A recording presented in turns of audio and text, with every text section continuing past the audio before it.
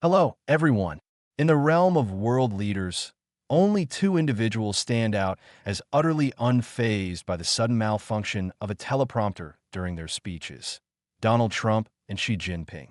As we all know, Trump once delivered a riveting address at the United Nations General Assembly without one, speaking eloquently and relentlessly while lambasting half the nations on Earth, leaving the room full of leaders in fits of laughter. Xi Jinping, on the other hand, needs no introduction. He can always pull out his proprietary little notebook and proceed with composure, reciting his remarks verbatim even without technological aids. It's often striking how Trump and Xi seem bound by some enigmatic thread of fate. Trump has faced repeated humiliations at the UN, while Xi encountered a rare embarrassment in Xinjiang, inflicted surprisingly by Wang Huning, his long-trusted political advisor and image consultant. What exactly transpired there? The Yu Menglong case has escalated to the point where it's now drawing attention from overseas media. Astute netizens have uncovered that, in a live stream just before his incident, Yu Menglong subtly broadcasted alarming distress signals. What did he say? Today is September 24th, Eastern Time. I'm Tang Jingyuan, and I urge all our new and longtime friends to subscribe to our channel. We rely on your support to witness and even participate in the century-defining transformations unfolding before us. Let's start with the incident where Trump was given the short end of the stick at the United Nations yesterday. This event not only dominated headlines, but prompted an official White House statement demanding an investigation and explanation from the UN, which, remarkably, they provided. Yesterday, September 23rd, marked the opening of the general debate at the 80th session of the United Nations General Assembly at UN headquarters in New York. Upon arriving at the UN headquarters building with First Lady Melania, President Trump and his wife stepped onto the escalator on the first floor, only for it to abruptly jam and stop. Melania, walking ahead, was jolted by the inertia but steadied herself by holding the handrail, avoiding a fall. The couple remained composed and simply walked up the rest of the way. What initially seemed like a minor mishap quickly turned bizarre. During Trump's speech, the teleprompter malfunctioned and became unusable. However, as a seasoned veteran of such crises, Trump powered through undeterred, unleashing a barrage of criticisms against a host of global entities. He accused Europe of hypocrisy for condemning Russia while purchasing vast amounts of its energy, thereby funding Putin. He denounced climate change as the world's greatest hoax, and he warned that Europe's illegal immigration crisis would lead it straight to ruin. Naturally, his sharpest barbs were aimed at the UN itself. He boasted of single-handedly ending 7 wars through negotiations with various heads of state, achieving peace deals without a single offer of assistance from the UN, implying the organization is nothing more than an empty shell, wasteful and ineffective. On the topic of waste, Trump exposed the UN's rampant corruption and inefficiency, recounting how he had once bid on renovating the New York UN headquarters for just $500 million, promising marble floors, luxurious mahogany walls, and a beautiful, practical result. Instead, the UN opted for another path, spending between $20 billion and $40 billion, only to install cheap terrazzo floors, with escalators prone to jamming and the project still incomplete. Trump sarcastically noted that the project was so corrupt that Congress invited me to testify about the wasted funds. He concluded by likening many UN initiatives to this renovation: massively expensive, inefficient, and poorly managed just on a grander scale. He wrapped up his 55-minute impromptu speech with the line, "These are the two things I got from the UN: a broken escalator and a broken teleprompter." As Trump himself observed, the teleprompter failure allowed him to speak more freely from the heart. The audience of world leaders erupted in laughter at his fiery delivery. When he lambasted European hypocrisy, a member of the Russian delegation pulled out a phone and began recording with a look of astonishment. Papua New Guinea's Prime Minister, James Marape, even removed his simultaneous translation earpiece midway, smiling as he focused on observing Trump's improvised expressions. Predictably yet unexpectedly, as Trump's speech reached its peak and the atmosphere intensified, a third mishap occurred. The microphone volume suddenly dropped, fluctuating erratically and disrupting his address. White House spokesperson Leavitt promptly issued a public statement yesterday, demanding a UN investigation into the escalator halt, teleprompter failure, and microphone anomalies, insisting that any deliberate sabotage must be held accountable. Leavitt also posted a screenshot on X from the Times of London, which had reported on Sunday, September 21st, that some UN staff had jokingly suggested shutting down escalators and elevators to tell Trump the UN was out of money, forcing him to take the stairs. In response to the U.S. demands, the UN predictably deflected. Spokesperson Stefan Dujarric claimed the escalator stop might have been triggered by a safety mechanism when a photographer from the U.S. delegation snapped photos of the Trumps. He offered no comment on the teleprompter, noting it was operated by White House personnel during Trump's speech. Dujarric omitted any mention of the microphone issue. In essence, the UN's stance boiled down to all responsibility lies with the American side.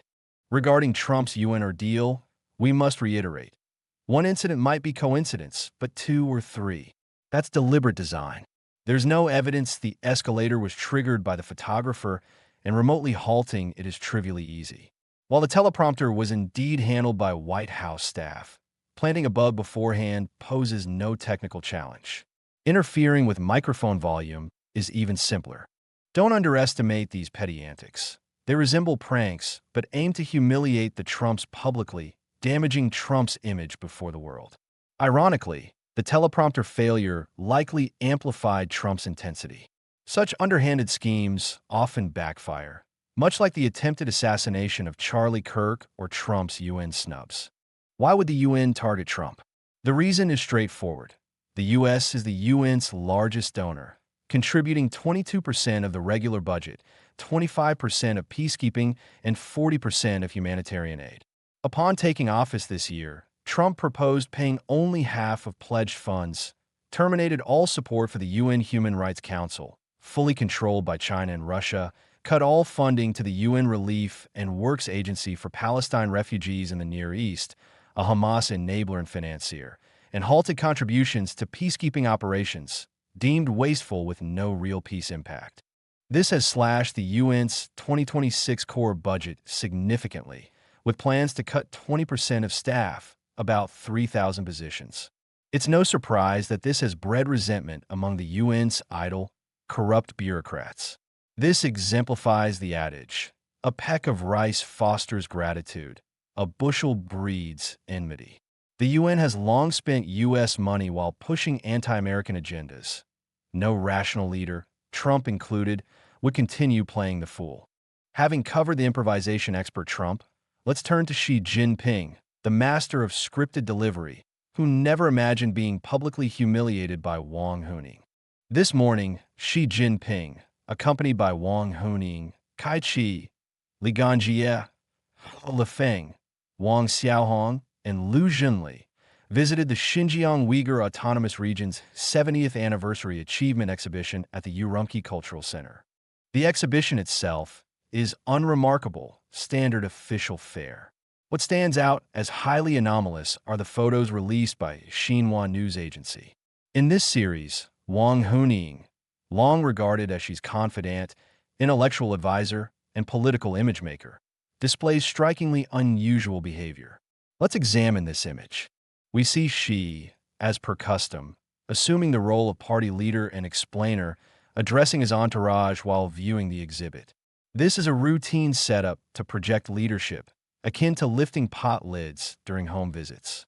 Yet, Wang Huning is exceptionally seen with his hands clasped behind his back while listening to Xi. All others either interlock their hands in front to signify attentiveness or stand with arms at their sides in deference. Wang alone creates a stark contrast. Some might wonder, does clasping hands in front versus behind matter? It does profoundly. In Chinese Communist Party, CCP, official culture, there's a key concept, backhand culture. Subordinates facing a superior's speech must clasp hands in front or stand arms down to embody hierarchy, respect, and obedience. Conversely, clasping hands behind one's back before a superior is viewed as overt disdain or challenge. No seasoned bureaucrat would dare do this in Xi's presence. Under CCTV lenses, it's an unspoken, even explicit, rule of the bureaucracy. Skeptics can verify with any insider. Moreover, Wang's posture isn't accidental. Consider this next image. In a different hall, Wang stands centrally, facing Xi directly as he gestures and speaks, yet Wang persists with hands behind his back, gazing at Xi appraisingly. In officialdom, this is a grave taboo, typically reserved for superiors listening to subordinates. This indicates it's not a fleeting lapse, but consistent behavior before Xi. For doubters, here's a third photo from the same Xinhua report. In yet another hall, Wang again has hands behind his back while Xi speaks. Notably, when Xi turns away, even Kai Chi unconsciously adopts the pose. In other photos, Kai Chi faces Xi with proper deference, hands in front or at sides. Thus, Kai Chi's slip seems inadvertent, captured when Xi's back is turned. Wang's, however, is blatant and unapologetic, showing no restraint. In prior programs, I've shared exclusive insider intel that Wang Huning defected around May this year, aligning with figures like Wang Yang and Hu Qin. While I trust the source, objective evidence was lacking. Until these Xinhua photos, which serve as proof of Wang's open contempt and humiliation of Xi. This backhand culture isn't my invention. Party media like People's Daily and Xinhua have critiqued it as a bureaucratic vice. For contrast, consider Wang's posture during a 2022 inspection with Xi. Here, the circled Wang Huning dutifully clasps hands in front, adhering to protocol. Such images abound. The sole exception is Li Keqiang, who stands hands behind with a dismissive expression. Li did this repeatedly. See this photo. Li faces Xi directly, hands behind. We needn't belabor Li-Xi relations or Li's fate. As a three-dynasty veteran, Wang knows these basics inside out. The only logical conclusion: Xi has lost power. Wang no longer regards him seriously, unafraid of offending him or sharing Li's end. He shed any psychological deference, acting brazenly.